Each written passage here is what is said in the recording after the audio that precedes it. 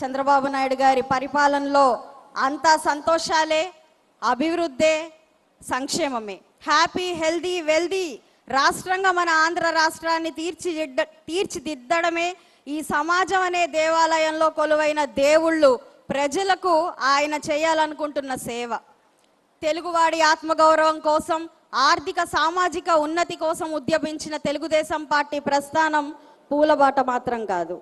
నాటి తెలుగుదేశం పార్టీ వ్యవస్థాపకులు అన్న నందమూరి తారక రామారావు గారి నుండి నేటి యువ నాయకులు నారా లోకేష్ గారి దాకా, తోట చంద్రయ్య లాంటి కార్యకర్త నుండి మన చంద్రన్న దాకా ఎన్నో ఆటుపోట్లను ఎదుర్కొంటూనే ఉంది తెలుగుదేశం పార్టీ. అప్పుడే పుట్టి ముక్కుపచ్చలు కూడా ఆరని తెలుగుదేశం పార్టీ ఎదుర్కొన్న ఆగస్టు సంక్షోభం నుండి యువగలం పాదయాత్రకు దారితీసిన పరిణామాల వరకు ఎన్నో పోరాటాలు. మన తెలుగుదేశం పార్టీ ఢిల్లీ అహంకారాన్ని, మోసాన్ని చూసింది. 2014 రాష్ట్ర విభజనతో జీవం కోల్పోయినటువంటి తెలుగు రాష్ట్రాన్ని బరువైన గుండెతో మోసింది. ఉచితాల ఎరవేస్తూ ఒక్క ఛాన్స్ అంటూ వచ్చి తెలుగు వారి ఆత్మగౌరవాన్ని దెబ్బతీస్తూ ఆంధ్ర రాష్ట్ర ప్రజలను వలసదారి పట్టించిన నాటి వెకిలి నాయకుని నియంత పరిపాలన చూస్తూ ఉండలేకపోయింది. 44 ఏళ్ల తెలుగుదేశం పార్టీ సుదీర్ఘ ప్రయాణంలో ఎదుర్కొన్న సంక్షేమాలు, కష్ట నష్టాలు 5 నిమిషాల్లో వివరించాలి అని అనుకోవడం ఒక పెద్ద సాహసమే అవుతుంది.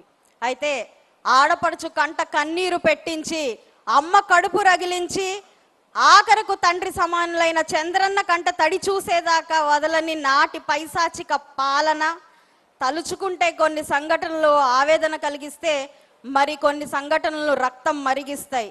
నేటికి ఏ నాటికి మరువులని క్షోభను మిగులుస్తాయి. అయితే నిప్పుల కొలిమి లాంటి పరిస్థితులను ఎదుర్కోవడానికి పుట్టిన పార్టీ తెలుగుదేశం పార్టీ. అధికార పీఠాల కోసం, పెత్తనం చేయడం కోసం ఏర్పడిన పార్టీ కాదు ఇది. పడిన ప్రతిసారి రెట్టింపు వేగంతో లేస్తామని చెప్పిన నాయకులు అన్న నందమూరి తారక రామారావు గారు. పడిన ప్రతిసారి ఉప్పెనై లేస్తామని తన జీవితం మొత్తం కూడా చాటి చూపిన నాయకులు నారా చంద్రబాబు నాయుడు గారు. మరి పడిన ప్రతిసారి చెడుని ముంచేసే సునామీలా లేస్తామని చూపిస్తున్న నాయకులు నారా లోకేష్ అన్న. ఇది తెలుగుదేశం పార్టీ నినాదం.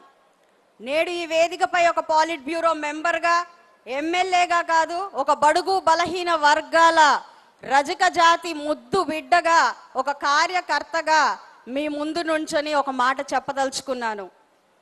జగమెరిగిన సత్యం, ఈ రాష్ట్రాభివృద్ధి చంద్రన్న వల్లనే సాధ్యం.